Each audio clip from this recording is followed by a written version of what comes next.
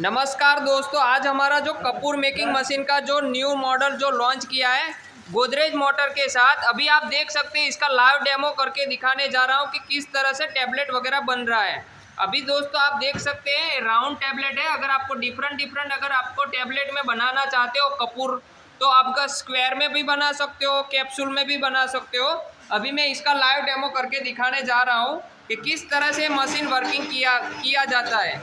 अभी आप देख सकते हो यहाँ से जो हमारा जो होपर भर देना है पाउडर का, उसके बाद आपको यहाँ से आपका जो ऑटोमेटिक आपका जो यहाँ से टैबलेट बन के बाहर आएगा।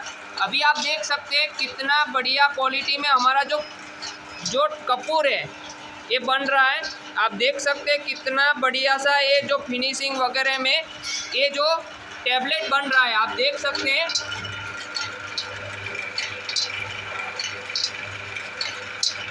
तो दोस्तों इसी तरह ये कपूर मशीन के मार्फत आप डिफरेंट ये वगैरह टैबलेट बना सकते हो। अगर राउंड शेप में चाहिए, कैप्सूल में चाहिए, स्क्वायर में चाहिए, तो इसी मशीन के मार्फत आप डिफरेंट टैबलेट बना सकते हो।